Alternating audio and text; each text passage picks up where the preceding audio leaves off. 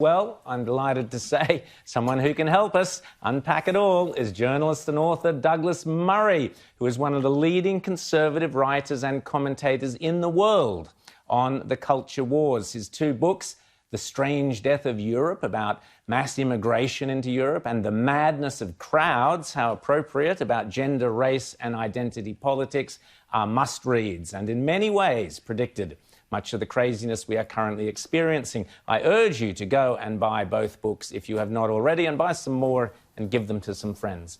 Douglas is also a great friend of Outsiders. He's been on the show several times before and is an associate editor of The Spectator, as well as writing for many other publications.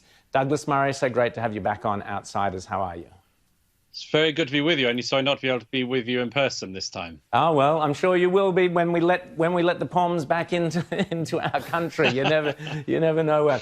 Now, Douglas, we just heard from Rita, terrific, looking at the complete inversion of logic, where white people are screaming the N-word at black people, all in the name of social justice. Let's have the really easy question first, Douglas. What the hell is going on in the world now? Well, it's several things. I mean, we have to sort of acknowledge that in part this must be some kind of reaction to the lockdown, or whatever one's views on that there has been this sort of feeling in every country where there's been a lockdown that, you know, people are going to let off energy. And, at such times you discover what the sort of sacred causes are of the time. In the UK, we had lockdown in order that we protected the National Health Service. But actually the Black Lives Matter movement basically broke the lockdown for everybody, because it was made clear that there are some causes even more important than the NHS in the UK. So what we're seeing is a sort of assertion of what the absolutely core values of our societies are, or think that they are. And in most of our countries, the one that everyone can agree on is anti-racism. The big problem is that the Black Lives Matter movement isn't just an anti-racist movement. It makes all sorts of assertions about our societies, which I think our societies cannot go along with. It makes all sorts of demands, which we just can't go along with. And the main thing is, and we saw that in these extraordinary clips you've just shown, the main thing is people who have downloaded into their systems a totally false idea of the societies that they live in. I mean, those women just there were deranged, and they weren't just acting up for the cameras, although that's something we do have to bear in mind. A lot of these people are doing stuff for it to be on, Facebook and so on. But it's not just that. They are deranged because they have an idea about the country they are in that is false. It isn't the case, as people have just asserted in recent weeks with just enormous ease, that the American police just go around killing black people whenever they like. It's just not the case.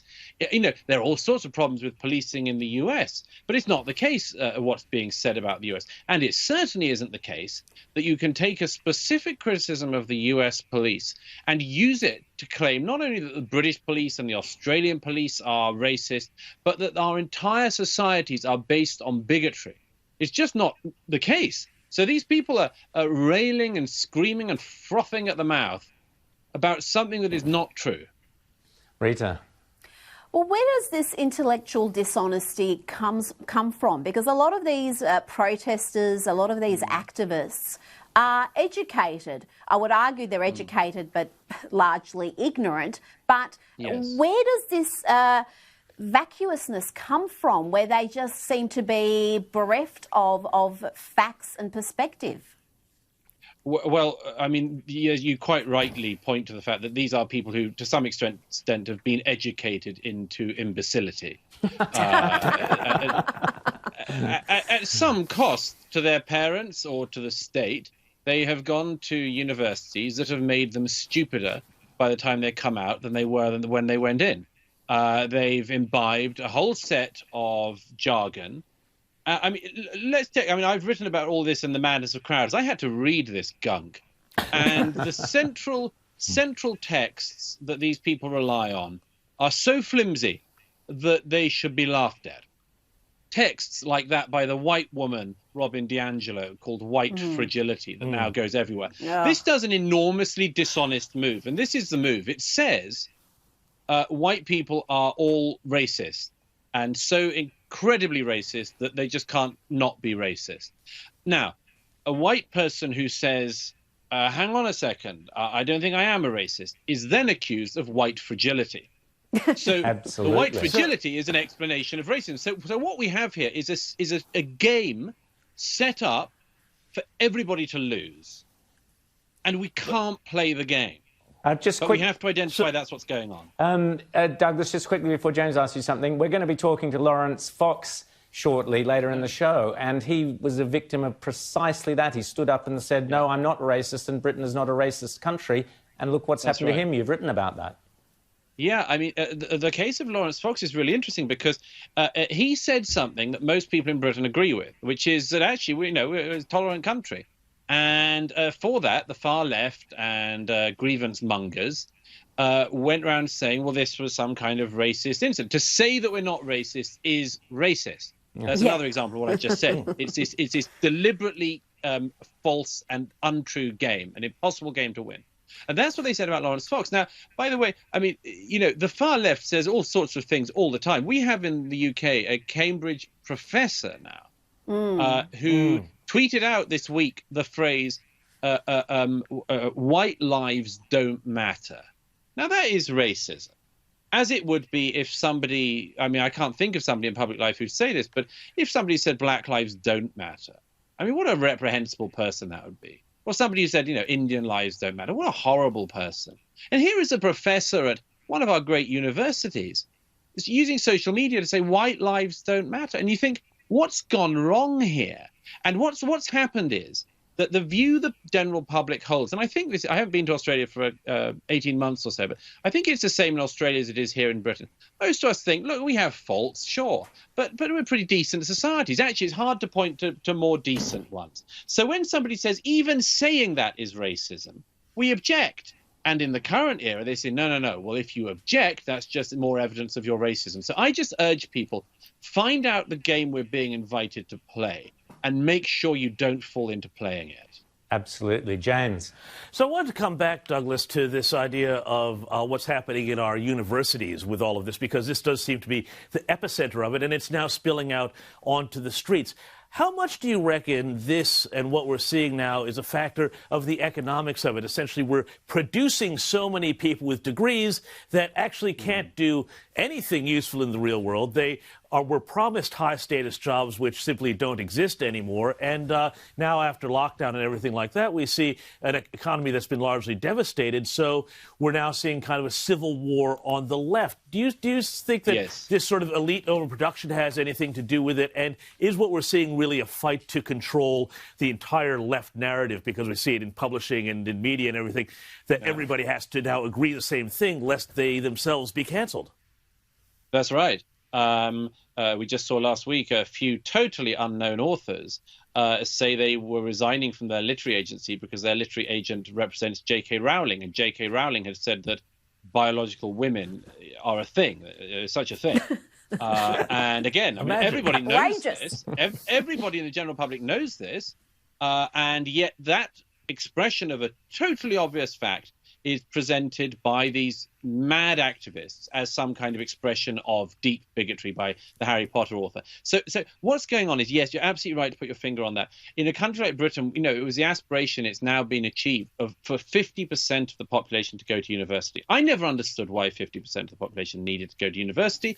There are lots of jobs they could do that would be more productive for society. But, the joke I used to make was, after they've done their degree and build up tens of thousands of pounds of debt for their degree in post-performative lesbian dance activities, they'll go out into the real world and discover there aren't any jobs for post-performative lesbian dance. But here's the thing: the joke turns out to have been on all of us, because there were jobs for these people.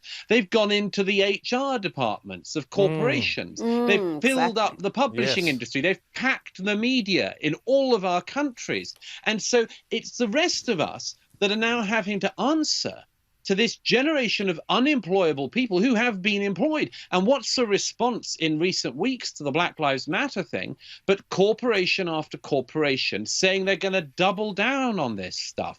They're going to require more diversity officers and so on. And so, this is a problem we all have. We haven't seen much leadership from Boris Johnson, Douglas.